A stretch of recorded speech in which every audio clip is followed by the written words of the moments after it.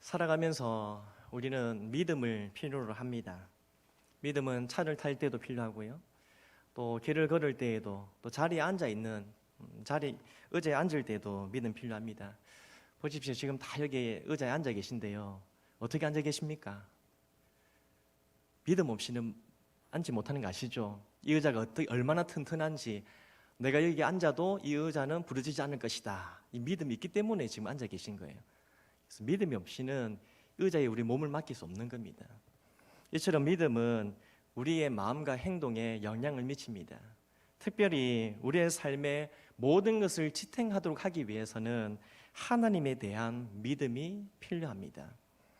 하나님에 대한 바른 지식, 그리고 바른 믿음이 있으면 우리의 인생의 모든 삶 가운데 평안, 위안을 가지고 살아갈 수 있습니다.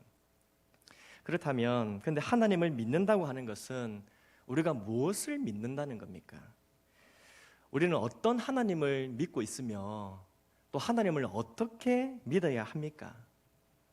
지난번 살펴본 우리 하이델베르크 요리문답의 22문에서는 복음에 약속된 모든 것이 사도신경에 담겨 있다 했습니다. 그리고요, 24문에서는 사도신경을 세 부분으로 나누시는데 그 첫째 부분은 성부 하나님과 우리의 창조에 관한 것이다. 그렇게 지난주에 말씀을 드렸습니다. 이제 오늘 26문에서는 그 첫째 부분인 성부 하나님이 어떤 분인지, 우리가 무엇을 믿는다는 것인지 그에 대해서 집중적으로 말씀해 주고 있습니다. 그렇다면 이제 26문을 한번 볼 텐데요. 26문의 질문을 함께 읽어보겠습니다. 26문 질문입니다. 함께 읽습니다. 시작. 전능하신 성부 하나님, 천지의 창조주를 나는 믿사오며 라고 고백할 때 당신은 무엇을 믿습니까? 번역이 조금 다르긴 하는데요.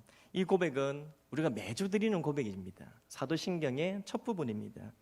어떻습니까? 이 부분을 고백할 때 하나님에 대해서 얼마만큼 이해하고 이 고백을 드리십니까? 또한 이 고백을 드리면서 성부 하나님께 대해서 무엇을 믿는다는 그 믿음을 고백하십니까? 그것이 오늘 26문에 우리가 믿는 하나님이 어떤 분인지, 우리가 무엇을 믿는다고 고백하는지가 이제 26문에 이제 답에 기록되어 있는데, 오늘 26문의 답이 정말 깁니다. 한번 집중해서 26문의 답을 함께 읽어보도록 하겠습니다. 26문 답입니다. 함께 읽습니다. 시작.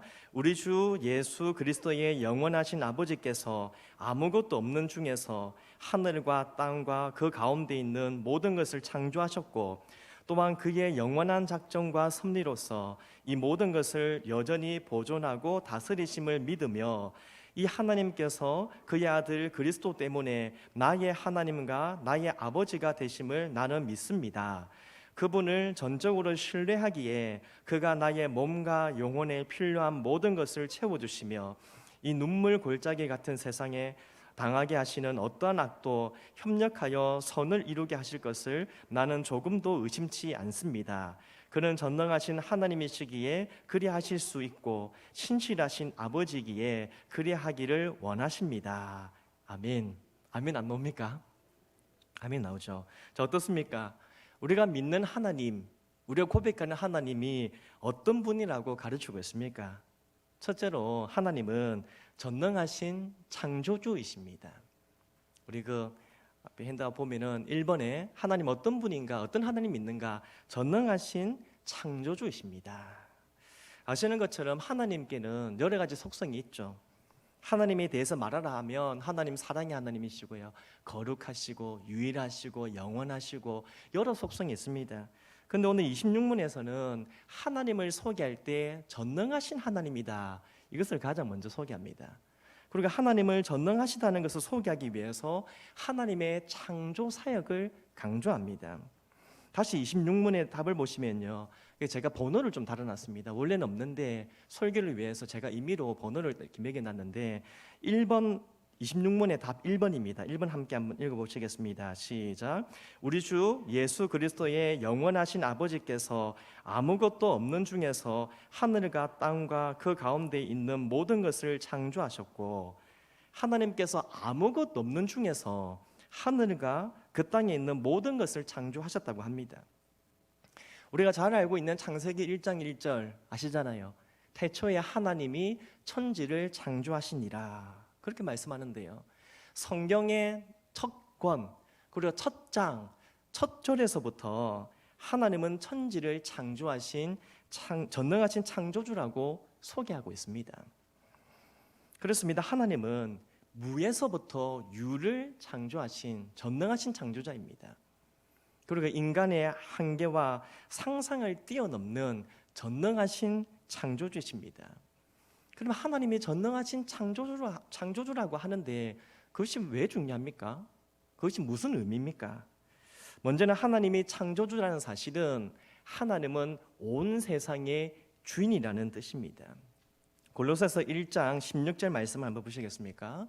골로새 1장 16절 한번 같이 읽습니다. 시작. 만물이 그에게서 창조되되 하늘과 땅에서 보이는 것들과 보이지 않는 것들과 혹은 왕권들이나 주권들이나 통치자들이나 권세들이나 만물이 다 그로 말미암고 그를 위하여 창조되었고. 아멘.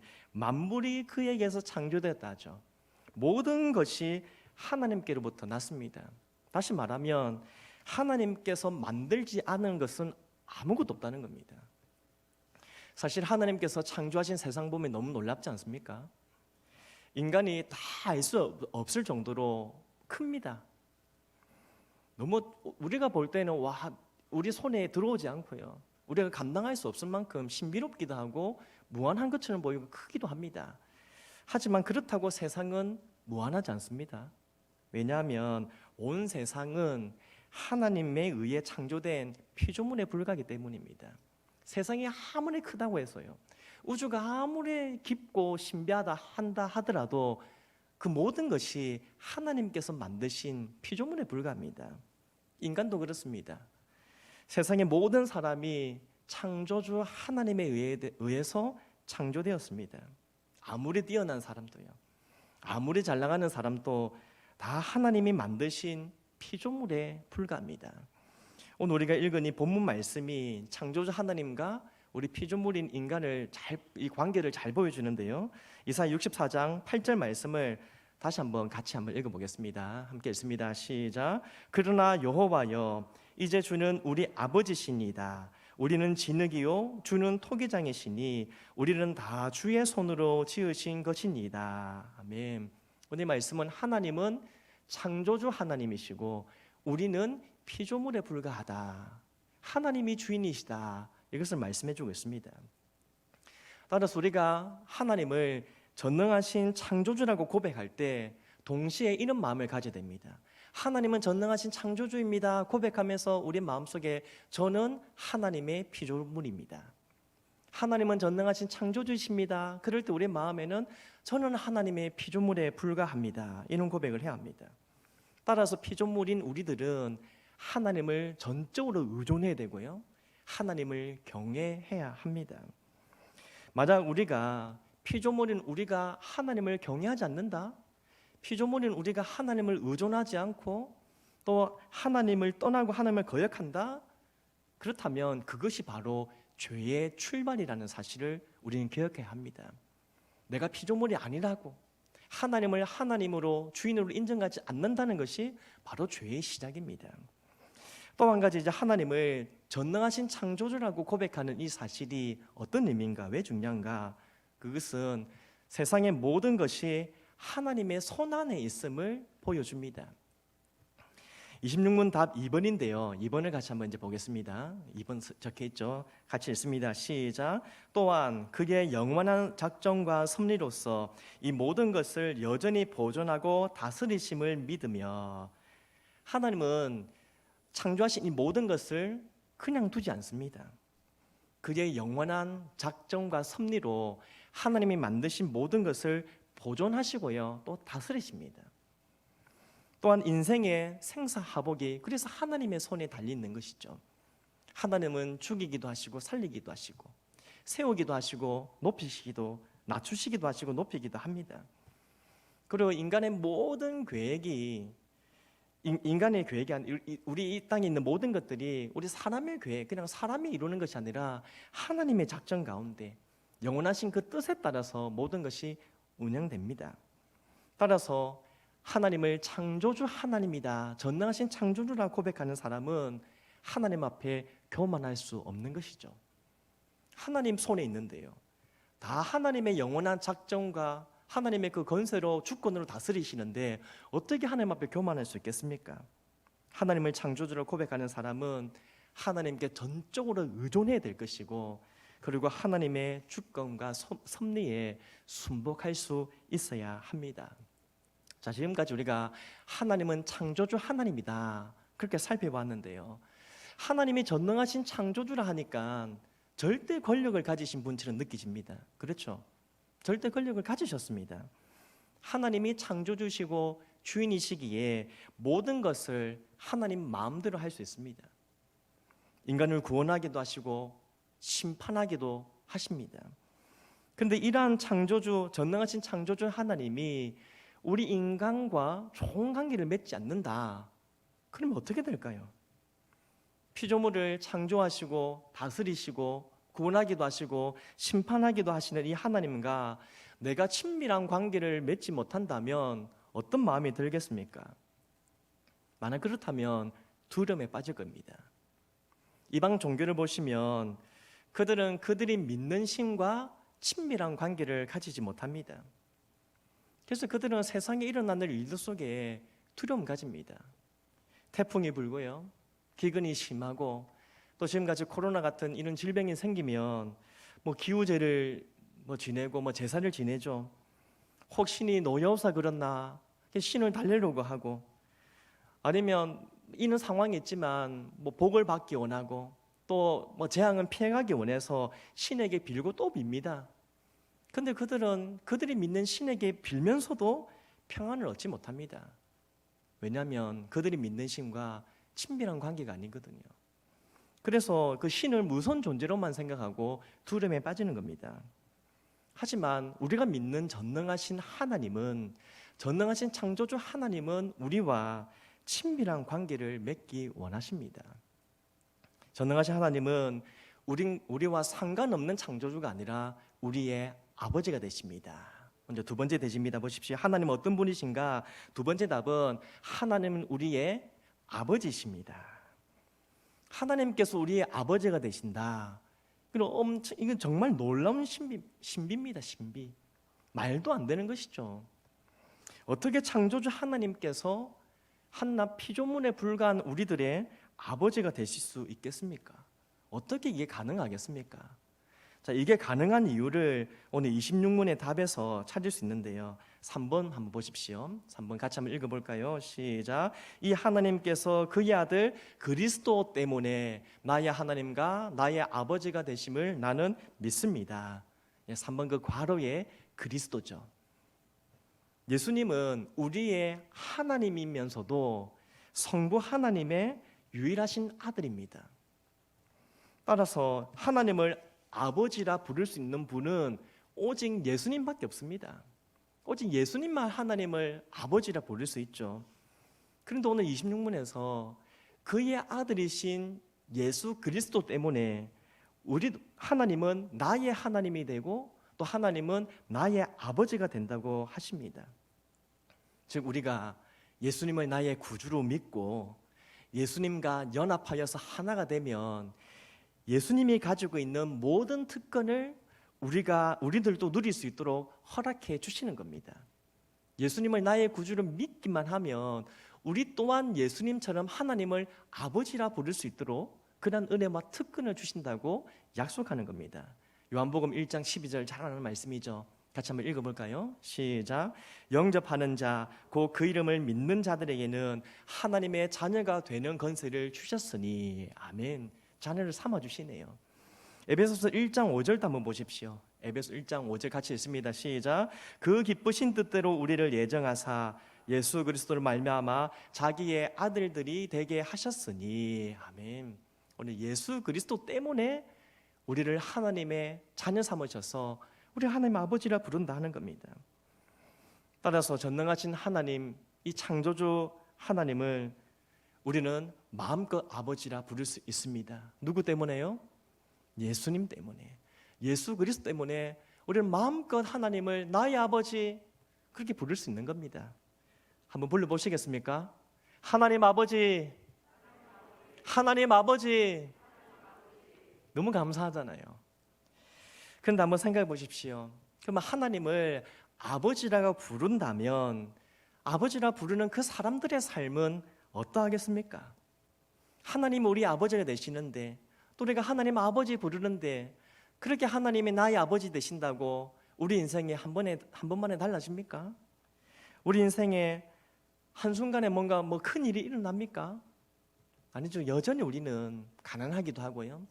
병에 걸리기도 하고 힘들게 살아갈 때가 많습니다. 하나님의 자녀가 되었지만 하나님을 아버지라 부르지만 살아가면서 문제가 하나도 없는 그렇지는 않다는 거죠. 그래서 불신자들은 신자들을 보면서 조롱합니다. 예수님을 믿어도 좋은 형편으로 살지 못하는 사람들, 예수님을 믿어도 조금 힘겨운 삶의 사람들을 보며 너 꼴을 봐라, 예수 믿는다고 하는 너 모습 한번 봐라, 네 모습이라 보고 전도를 하라, 그렇게 조롱합니다. 그리고 우리가 믿는 하나님, 그 하나님을 무능한 하나님으로 그렇게 취급하고 그렇게 조롱하기도 합니다. 그럴 때 우리들이 조금 주눅이 들잖아요. 뭔가 잘 돼갖고 뭔가 보여주고 이래야 전도도 될 건데 조금 내 형편이 좋지 못하니까 하나님을 전가하는 것이 조금 주눅이 들고 주저하기도 합니다. 하지만 그럴 때도 우리는 전능하신 하나님은 나의 아버지라고, 나의 아버지는 전능하신 창조주라고 그렇게 고백할 수 있어야 합니다. 또한 우리는 전능하신 창조주이신 이 하나님 아버지가 어떤 분인지를 정확히 알고요, 또 하나님이 그 자녀들에게 어떻게 해주는지를 알고 그 하나님을 믿음으로 고백할 수 있어야 합니다. 그렇다면 다시 26문의 답을 볼 텐데요, 그럼 하나님께서 그의 자녀들에게 어떻게 해주십니까? 어떻게 해주시는 것을 우리는 믿어야 합니까? 자, 4번입니다. 답 4번 한번 보실까요?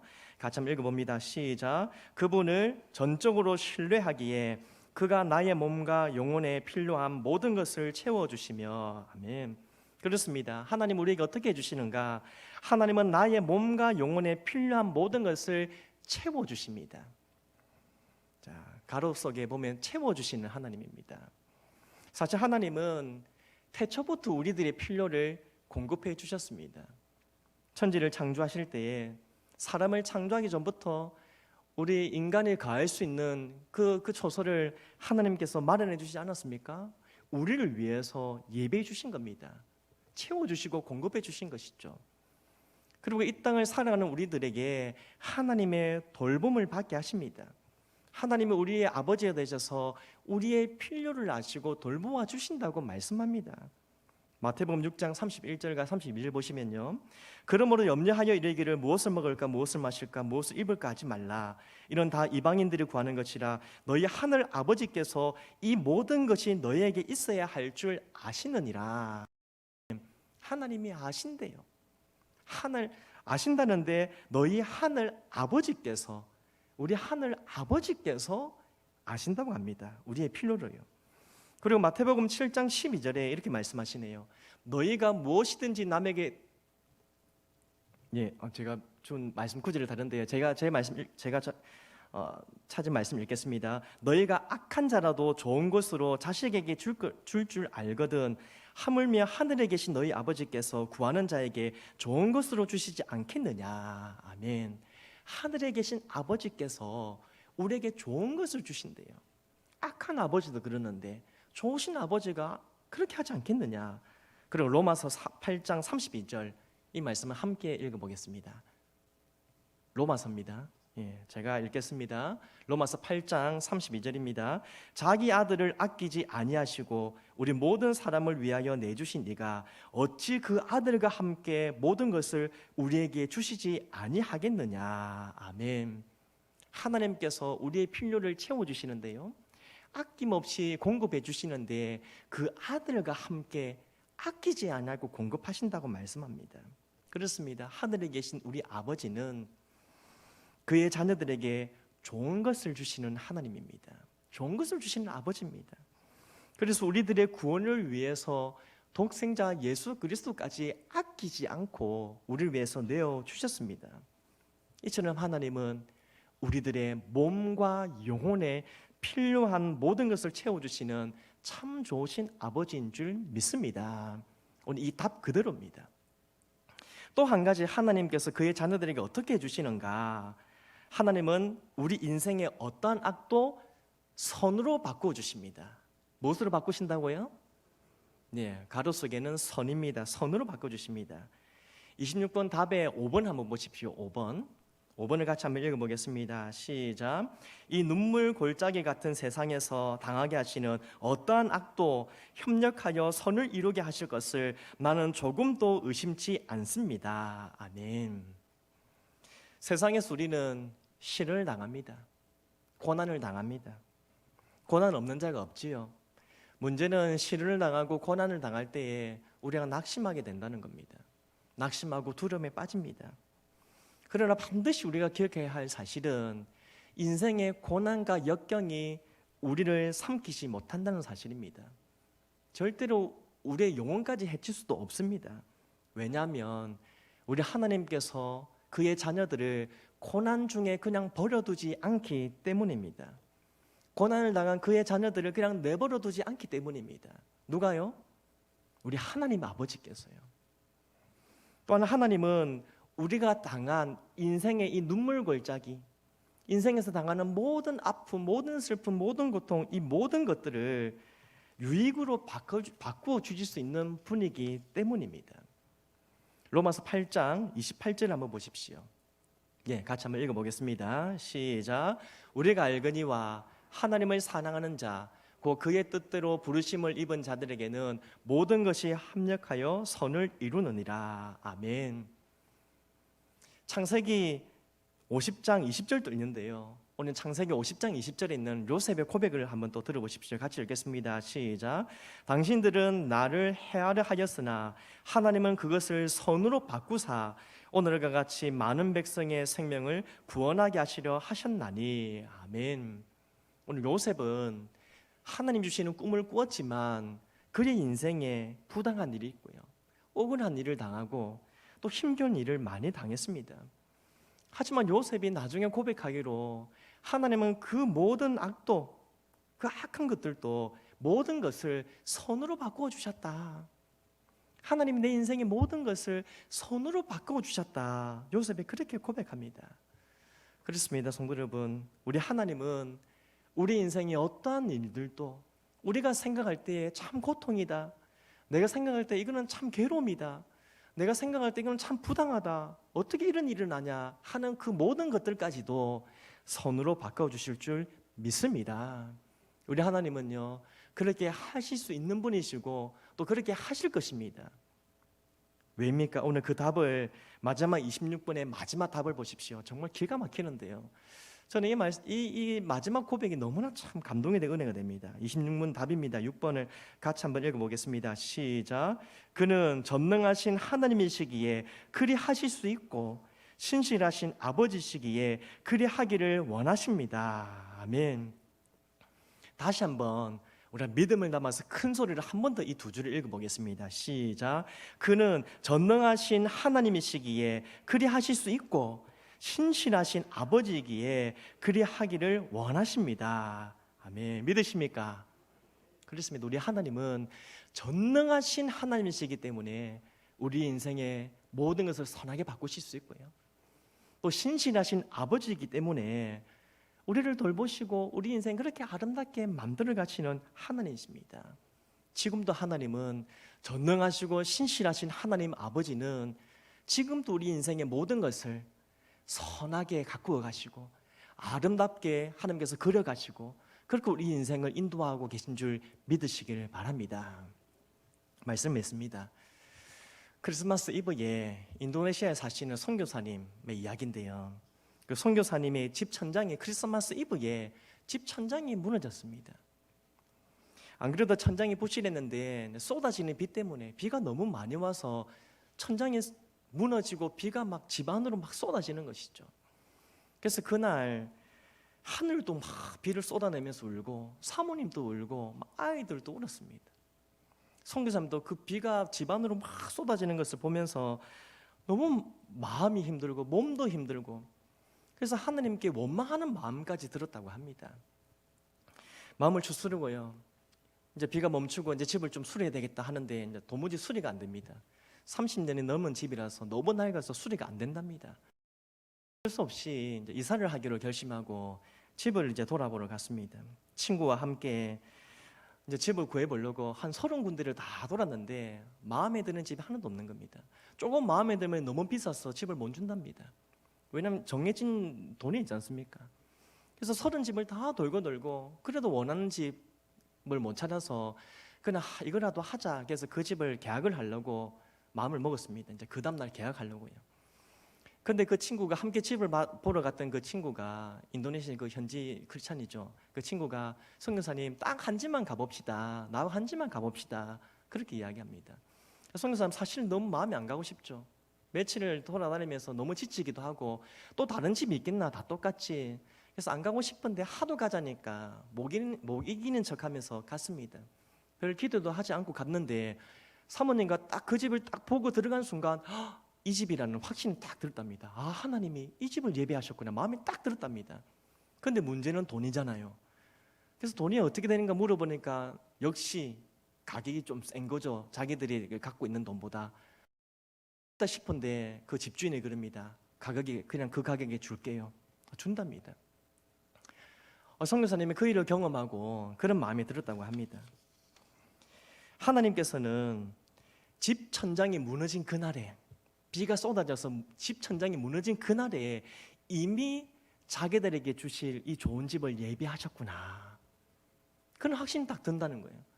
그래서 집 천장이 무너지고 마음이 무너졌지만 좋은 친구를 붙여주셔서 함께 그 힘든 시간을 같이 보내게 하시고 또 안전하게 지낼 수 있는 그 집도 허락해 주시고 또 좋은 주인을 만나게 하셔서 그 가격에 자기들의 그 가격에 그 집을 주게 하시고 그래서 이 모든 것을 합력하여 선을 이루시는 그 하나님 역사를 보면서 부끄러운 마음이 들기도 하고요. 또 하나님을 향한 감사의 마음, 그리고 하나님은 이런 분이시구나, 협력하여 선을 이루시는 자신의 자녀들을 돌보시는 하나님이시구나 확신이 들었다고 합니다. 사랑하는 성도 여러분, 우리 인생에 문제가 없을 수가 없습니다. 하지만 염려하거나 불안하지 않을 수는 있습니다. 왜입니까? 어떻게 해요? 전능하신 하나님께서, 전능하신 창조주 하나님께서 우리의 아버지가 되시기 때문입니다. 아멘이십니까? 하나님을 우리가 신뢰한다면 평안과 감사를 가질 수 있습니다. 아니, 하나님을 신뢰한다면 평안과 감사를 가져야 합니다. 그것이 우리의 믿음을 증명하는 것입니다. 이 사도신경을 고백하면서 나는 믿습니다. 뭐를요? 전능하신 창조주 하나님은 나의 하나님입니다. 나는 믿습니다. 이렇게 고백해야 합니다. 하나님을 날려 돌보시고 필요를 채워주시고 어떠한 악도 선으로 바꿔주시는 분인 줄 믿습니다. 이 고백을 우리는 해야 합니다. 그게 우리의 믿음을 증명하는 것입니다. 바라기는 힘들고 어려운 삶을 살아가고 있지만 앞으로도 살아갈 길 얼마나 또 힘든 순간이 많이 오겠습니까? 하지만 그럴 때마다 전능하신 창조주 하나님은 나의 아버지임을 고백하시고요. 하나님께서는 우리 인생에 또 나의 몸과 영혼에 필요한 모든 것을 공급하시는 하나님이시고요. 눈물 골짜기 같은 인생도 어떠한 악도 선하게 바꾸어 주실 것을 믿고 그 역사를, 그 은혜를 경험하며 살아가는 우리 모두가 되기를 주님의 이름으로 축복합니다.